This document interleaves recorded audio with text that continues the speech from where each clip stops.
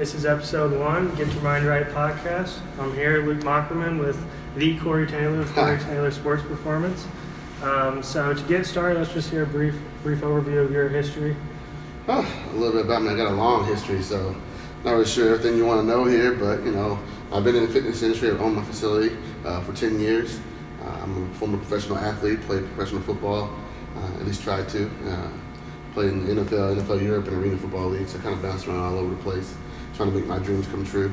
And the journey set me back quite a few times through injuries, whatever. But through that, made me who I am today, and I'm able to touch other athletes' lives and just in people in general, all their adult clients as well. Kind of using some of the journey that I went through, the things and the trials and tribulations, the adversities that I endured along the way, to help me be where I am today, and help instill a different mindset to a lot of the clients here at CTSP. Did you always see yourself being a coach, being in the fitness industry? No. Like my dream was to play in the NFL and have a long, lucrative career. Of course, everybody thinks that's going to happen, but when injuries start to come into play, you kind of had to look at what Plan B and what the rest of the future looks like, and kind of forced me in that direction. I blew my knee out in 2001, set me out to Salt Lake City to the Institute for Sports Science and Medicine at the Olympic Training Center, and there is when, as I was rehabbing, they asked me to help coach some of the young athletes there, and I loved it, fell in love with it. And I didn't know a lot about the science part of it, but I really enjoyed motivating kids, and letting them see that they can overcome anything and dreams do come true. So it's kind of something I loved, and I knew after that, I was like, all right, when I'm done playing ball, this is what I want to do. And and that's kind of what happened after that. So. Okay, so the background for me, I first met Corey, about 3 years ago. Yeah. I found an internship with you as a coaching communication intern. And I was fortunate enough to train that summer with you, get ready for my my senior year of soccer season. Yeah. And I remember it was kind of a wake-up call when I first came in the gym with you. So that actually inspired me for the title, Get Your Mind Right. I remember it was quite a wake-up call when I was first training with you. I was pushing those sleds down there. About 40 yards, I got done with the third or fourth one, and I was on my knees. And you yelled at me, "You better get your mind right if you want to work out in this gym." Yeah. And I just thought that you had so much potential, and that hadn't been tapped into. And I felt that you had the physical tools, but you didn't have the mental capacity to use those physical tools to the most of your potential. So, I wanted you to have a different mindset and be able to see yourself as playing at high level, and looking at your training environment as an edge for you to play. So therefore, it gave you that confidence, it gave you the ability to open up and play at a level that probably you weren't capable of letting yourself play before. Yeah, I definitely felt the influence from you. I'm wearing the Mindset t-shirt here. That was something that you definitely instilled in me. That being said, how'd you come up with your slogan of CTSP Mindset is Everything? Well, I kind of like, through all the things that I went through, I had 13 surgeries, blew my Achilles twice, ACL, and I just had a lot of different setbacks. But, along that process, it was the mental capacity to be able to use my adversity as a fuel and kind of like a chip on my shoulder to help me, keep pushing forward. You're always going to have some negativity around you. People say, "No, I want you to move on and do something else." But, when you believe in yourself and then you have that self-belief system, you find your way. And it might not be the way that everybody else wants you to do it, but that's a part of being unique and being your own person. So I kind of thought that when I came to training, I didn't see a lot of facilities or any facility or any coaches around the industry who were really talking more about the mindset part.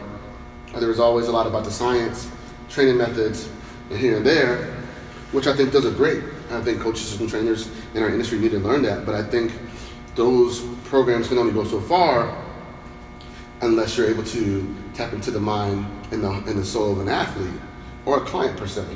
And that, when you can make that connection, it's when you help them see that path, that's when greatness happens.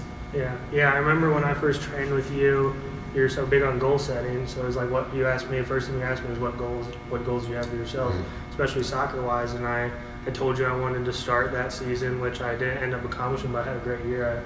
I ended up scoring 4 goals, really made a big impact off the bench, and you helped me with that idea of mindset. I put my mind that I was going to make an impact on the field. I was going to do something to help my team, whether I was starting or not.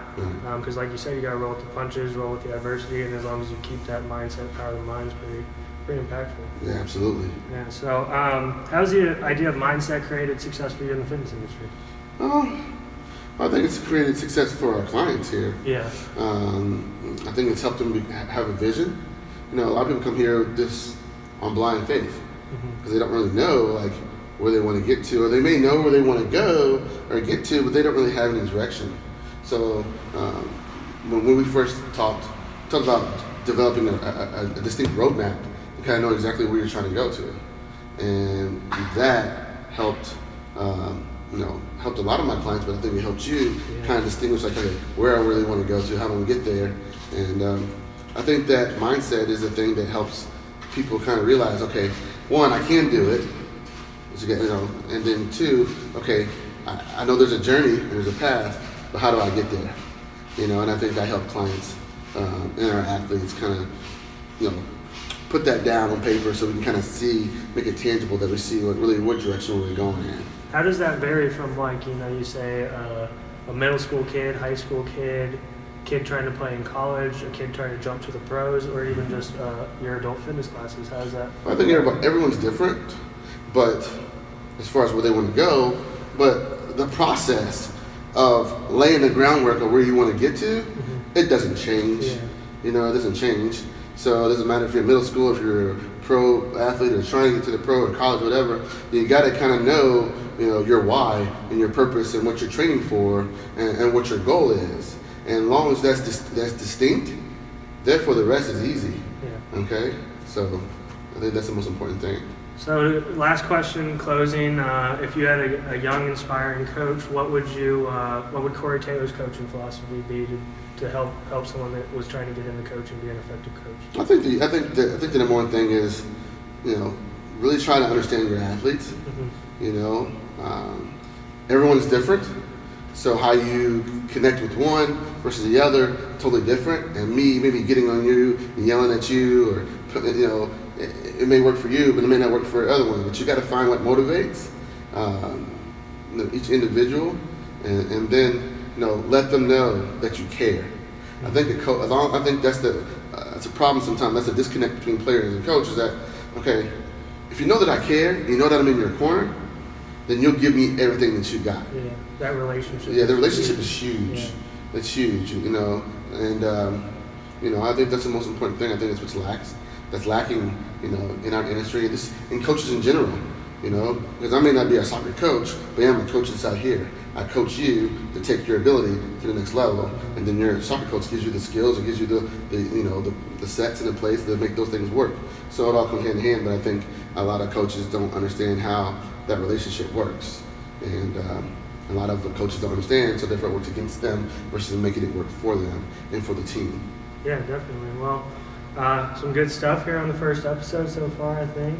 Look forward to moving forward. Yeah, can't wait to the next one. Yeah, that'll about wrap it up for episode 1 of the Get Your Mind Right podcast. Thank you, Corey, and we'll see you next time. Bam, baby.